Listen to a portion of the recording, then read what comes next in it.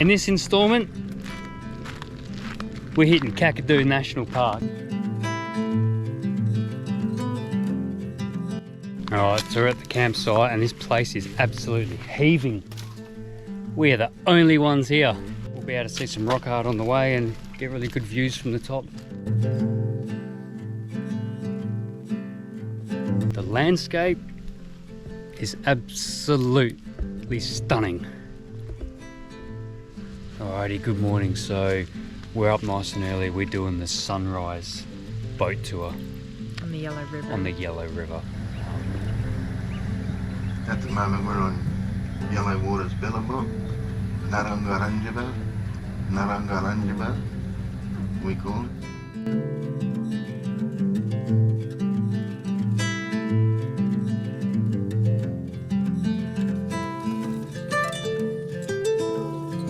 Oh! Scary. He just got a fish. I think he just ate something.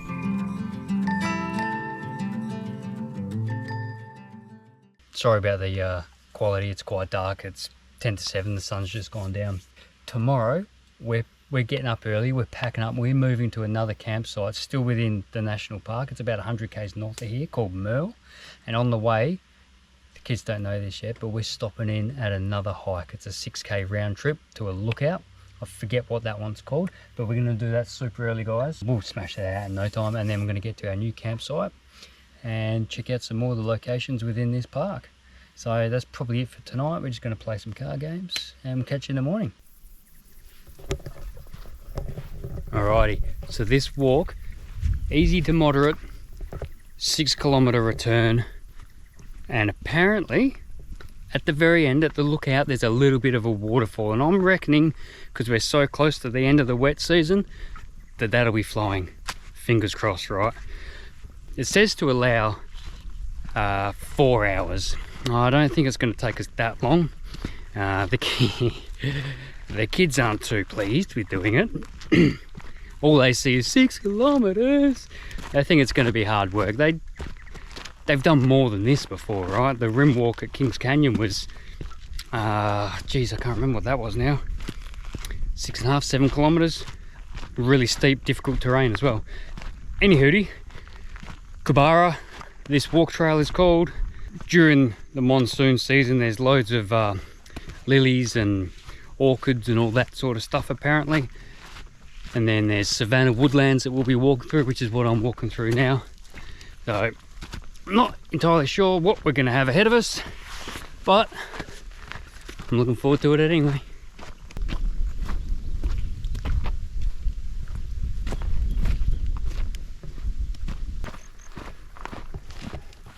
I don't know if you can hear those heavy footfalls of Miranda, but they're the snake scaring steps, aren't they? Yeah, this is creeping me out a bit. Are you terrified? Yeah. Well, we've only got 2 k's before we get there. Already gone a third of the way. What do you reckon, guys? God, how long's this grass? That's why it's creeping me out. Go on, keep walking.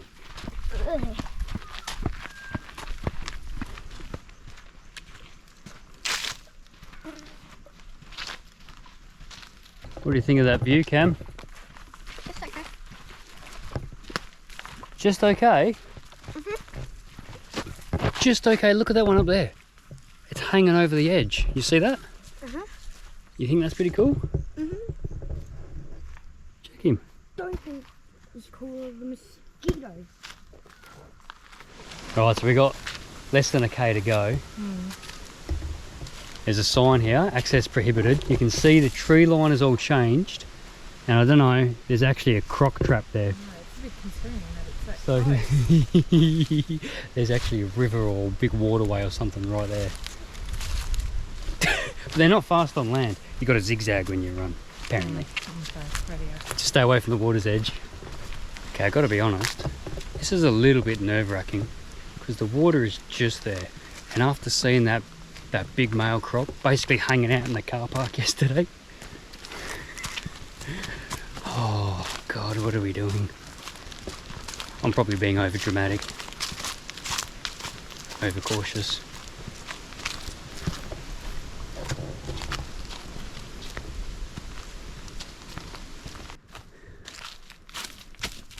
That's what we're trying to avoid.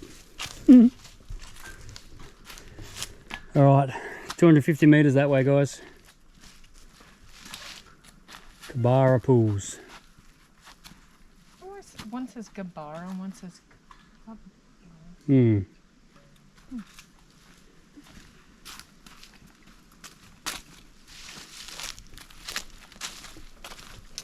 There you go.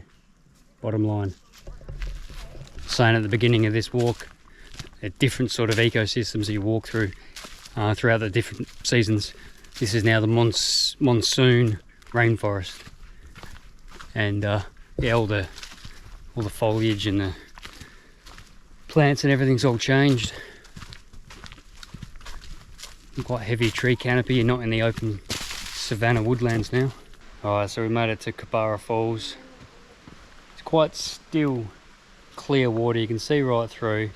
There's no crocs. There is a sign on the other wall that says no swimming because there are crocs, but all we can see is fish. Some big ones too. Yeah, pretty good sized ones actually. Nice and peaceful. It's a shame there are crocs in here. Could you imagine going for a swim here? That would be nice. How beautiful to be able to swim in here. It's really, really pretty.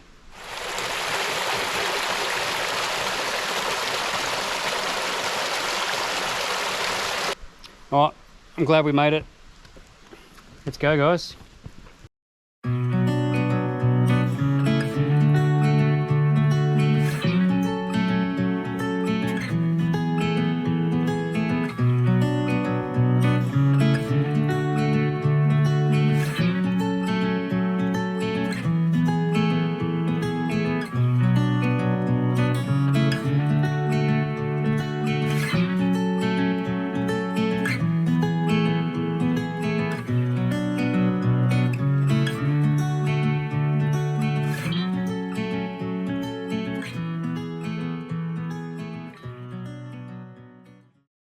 Well, this is us for the next 3 nights. We're right on the cusp of Kakadu and Arnhem Land.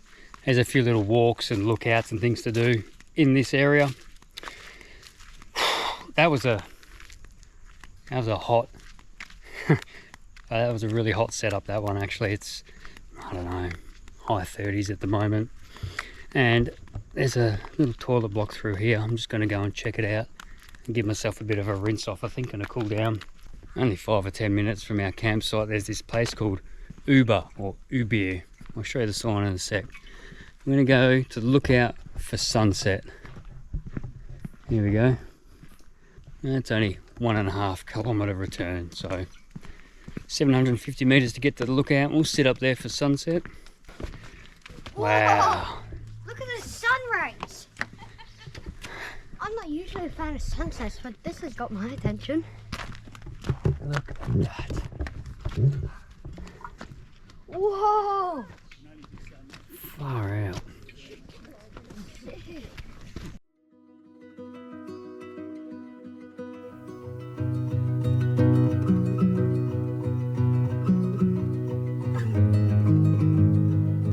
Pretty specky, eh? Yeah. Well, guys, I gotta say, this is a nice way to end the day. What do you reckon? Yeah?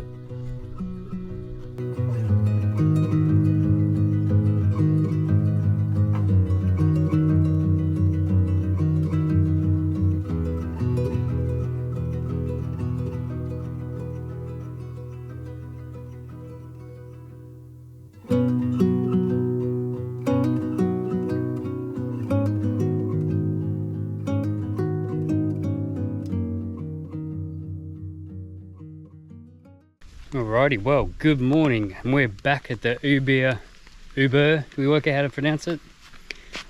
Ubirr. Ubirr. Show you. Back here to get a closer look at some of these art sites and spend a bit more time just reading the plaques and absorbing all the information. And one of the other art sites we were at recently, still within Kakadu, one of the signs had said that the art galleries, or the paintings, the cave paintings, they represent tens of thousands of years worth of Aboriginal history. and there's no way of telling how many drawings or artworks there are underneath the ones on the surface, because they paint over them and recreate them, and the stories get retold and rewritten, and yeah, so there could be hundreds or thousands of lower down levels of paintings, and all we see is the most recent one, the freshest one, the one that was last done, which was still in some cases done thousands of years ago. Here we go. Welcome to Ubirr. Says pronounced Ubirr, right? We'll see some of the finest collections of rock art in the world. During your walk, you can learn something about art and the meaning to Aboriginal people. Traditional paintings and the stories they illustrate are part of the unwritten library and knowledge and spiritual beliefs. The library is passed on to younger people via storytellings, songs, dance, music, ceremonies, and food. These lessons have continued for thousands of generations, not just years, thousands of generations. Food gathering expeditions. Food gathering expeditions. Yeah. And some of these paintings are particularly important because they're believed to be painted by the first people of the creation era, you know, the Dreamtime people, basically. Let's go, guys. Yeah, so artwork aside, this is actually a really nice area to walk around in as well. It almost looks like, it's not, obviously this is all natural rock, but it looks like temple ruins, I reckon. Yeah. It's no wonder it was a special area. Oh, wow. Wow. It's all through here. All over it. Incredible. It's like that entire rock has been painted red. That's how many layers there are. Wait, there's art under that. Yeah.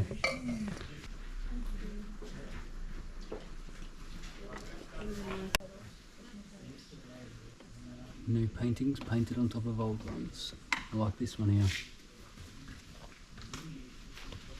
Next to the sleeping Jacqueline, who's slowly dying, by the way.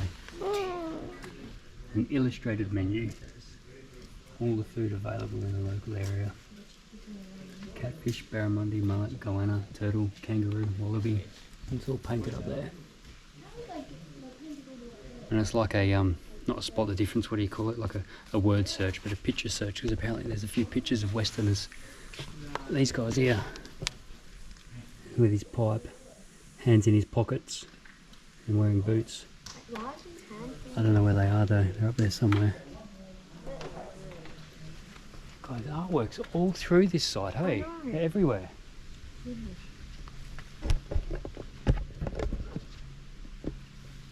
There's also some in there. Yeah. There's some on the roof of that. Oh no.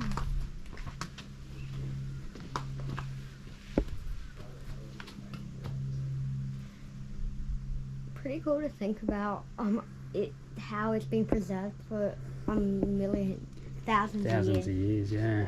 A really good story, this one. Laws to live by. As children, Aboriginal people are taught to respect their laws and systems of punishment which enforce them. This art reminds people of a story about a young girl who broke traditional food taboos by eating barramundi at the wrong time of her life. She was punished too severely and a battle between clans followed, killing many people.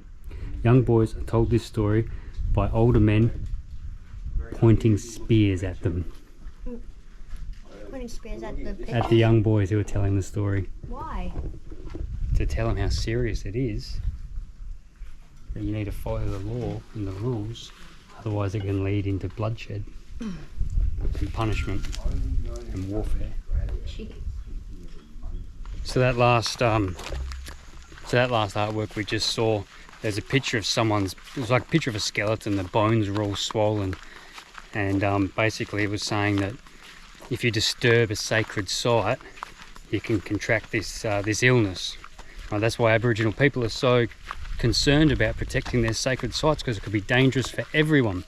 And young Jacqueline's come down with a little bit of an illness. Did you disturb her sacred site?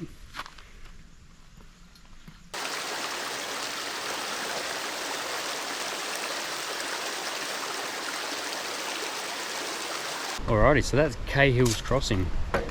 that road is closed at the moment. You can't cross it, and you need a permit anyway, because that on the other side of the river is Arnhem Land. Quite often there's loads of crocodiles at that crossing, but obviously with the Timor Sea out there, and this is the East Alligator River, which spills out into the Timor Sea, it's tidal.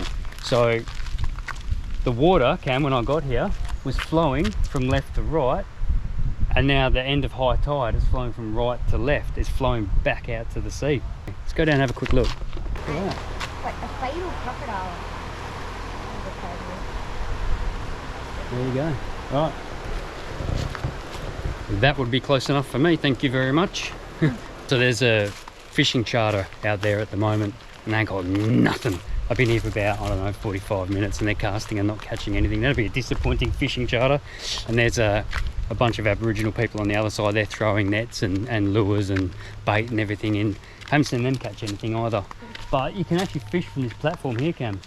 So we might come back and sling a lure a little bit later, see if we have any luck. Right, so me and Camo are just popping back to this Cahills Crossing, because no trip to Kakadu would be complete without even trying to flick a lure and see if you can catch a barra. Yeah. Probably not going to get anything. Might see a crocodile or two, but as I always say, not a bad way to waste a bit of time having a fish.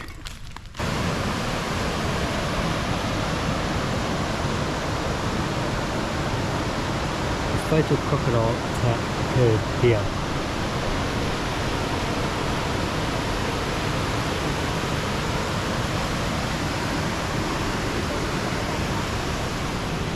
Two tourists on this side, two locals on the other side, all standing in the water.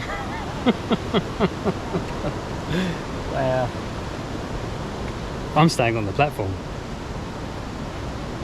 because I've seen YouTube videos of this crossing, crocs everywhere.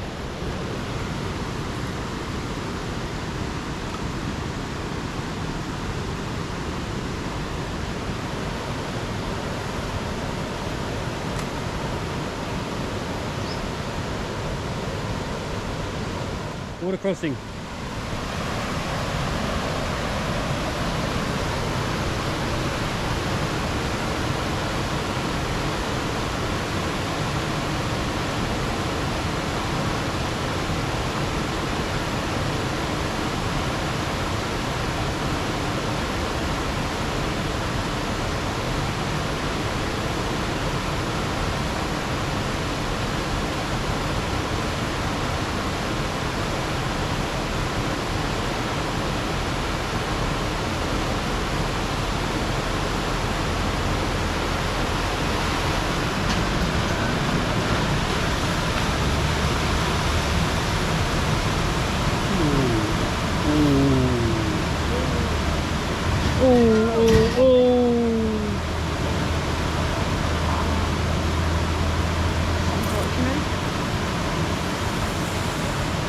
Ooh, that could have been dicey.